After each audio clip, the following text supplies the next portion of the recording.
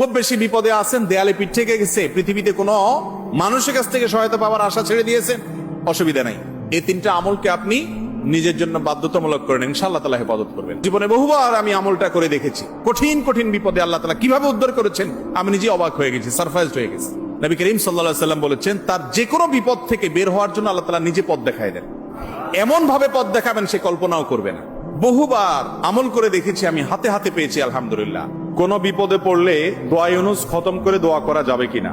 দোয়া ইউনুস এটা যে কোনো বিপদে পড়াটা হাদিস এবং কোরআন উভয়টি দ্বারা প্রমাণিত। কোরআনে কারীমে আল্লাহ রাব্বুল আলামিন বলেছেন, ওয়া কাযালিকা নুনজিল মুমিনিন।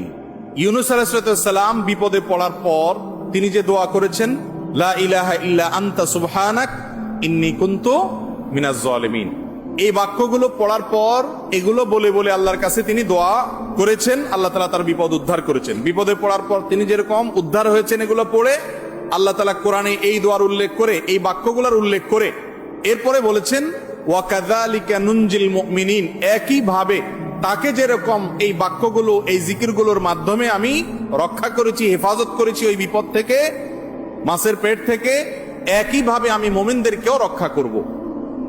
নবী করিম সাল্লাল্লাহু আলাইহি সাল্লাম বলেছেন যে ইউনুস ইবনে মাত্তা তিনি যে এই বাক্যগুলো দিয়ে আল্লাহর কাছে বিপদ থেকে উদ্ধারের পথ খুঁজে পেয়েছেন, সেগুলো তোমরা পড়বে তোমাদের বিপদে আপদে। এজন্য বিপদ আপদ, বিশেষ করে কঠিন বিপদে আপনি যদি পড়ে যান তাহলে মুক্তি লাভের জন্য দোয়া ইউনুস বেশি বেশি পড়বেন। এর পাশাপাশি আরো দুটি আমলের কথা বলতে পারে, যেটা আমার জীবনে বহুবার আমল করে দেখেছি আমি, হাতে হাতে পেয়েছি আলহামদুলিল্লাহ। এক নম্বর হলো দোয়া ইউনুস, আরেকটা হলো ইস্তেগফার। এটাও হাদিসে আসছে, নবী করিম সাল্লাল্লাহু আলাইহি ওয়াসাল্লাম বলেছেন, মান লাজিমাল ইস্তেগফার, যে ব্যক্তি ইস্তেগফারকে লাজিম বানায় নেয়। লাজিম বানায় নেয় মানে কি? মানে পড়তেই থাকে, থামে না। টয়লেটে গেছে তখন শুধু বন্ধ, খাচ্ছে তখন শুধু বন্ধ, ঘুমাচ্ছে তখন শুধু বন্ধ, আর সারাক্ষণ পড়তেই থাকে ইস্তেগফার।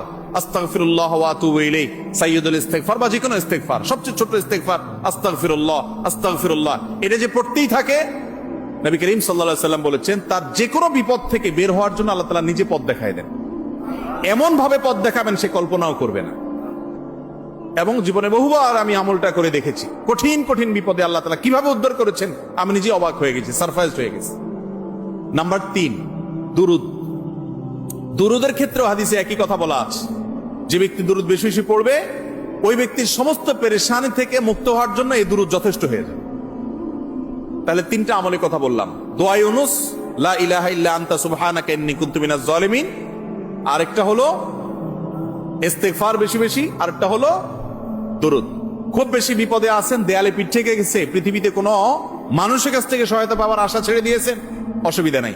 এই 3টা আমলকে আপনি নিজের জন্য বাধ্যতামূলক করেন, ইনশাআল্লাহ তাআলা হেফাজত করবেন। তবে দোয়া ইউনুসের আমলের উপকারিতা পাওয়ার জন্য সেটা বিশেষ কোনো সংখ্যক বার পড়তে হবে কিনা, এই ব্যাপারে কোনো হাদিস থেকে কোনো সংখ্যার, বিশেষ কোনো সংখ্যার কথা উল্লেখ নাই। যত বেশি সম্ভব পড়বেন। দুনিয়াবি কোনো বিষয় হাসিলের জন্য অভিজ্ঞতার আলোকে, রুকিয়া হিসাবে, ঝাড়ফুঁক হিসাবে, বা দুনিয়ার কোনো কাজে আল্লাহর কাছে প্রার্থনার অংশ হিসাবে তাজরিবা দ্বারায় অনেক আমল, যেমন ঝাড়ফুঁকের মধ্যে যেরকম, রুকিয়ার মধ্যে যেরকম বিভিন্ন আমল, আয়াত, হাদিস, সংখ্যা ঠিক করে আপনার ওলামা একরাম করে করে সেটা তাজরিবা পেয়েছেন, ওই আলোকে করা যায়, সেভাবে করা যেতে পারে। কিন্তু সওয়াবের আশা যদি হয় যে এত সংখ্যক বার পড়লে এটা হবে, তাহলে সেটা হাদিস দ্বারা প্রমাণিত না। আর মৃত ব্যক্তির জন্য যদি হয় তাহলে তো সেক্ষেত্রে আরো এটাকে সংখ্যা ঠিক করে করার কোনো গ্রহণযোগ্যতা নাই। কারণ সংখ্যা যদি হাদিস এবং কোরআনে উল্লেখ না থাকে, আমরা কেউ সংখ্যা বসায় দেওয়ার অধিকার আমাদের নাই। বিশেষ করে মুর্দার জন্য যে খতমের সিস্টেম আমাদের দেশে প্রচলিত আছে, এই সিস্টেম বেদাত, এবং এতে কোনোভাবেই মুর্দার কোনো উপকার হবে না। যেই বেচারা পড়াবে তার আমসালা দুইটাই যাবে। কয়দিন আগে দালম দেওবন থেকে ফতোয়া বের হয়েছে বিষয়, বিশেষ করে কোরআনে কারীমের খতম করানো হয় যে সে বিষয়। তো এই জন্য মুর্দার জন্য দোয়া করে বা তার জন্য খতমের অ্যারেঞ্জ করে মুর্দার কোনো উপকারে, বিশেষ করে টাকা দিয়ে, টাকা নিয়ে যদি আপনি করেন তাহলে সেক্ষেত্রে কোনো উপকারে আসবে না, বরং সেটা নাজায়েজ এবং গুনাহের কথা। বাকি হ্যাঁ, মুর্দার জন্য আমরা দোয়া করব এবং তাদের জন্য অবশ্যই কোরআনে কারীম তেলাওয়াত সহ আরো যে সমস্ত আমলগুলো করা যেতে পারে সেগুলো করব, কিন্তু টাকা দিয়ে নয়।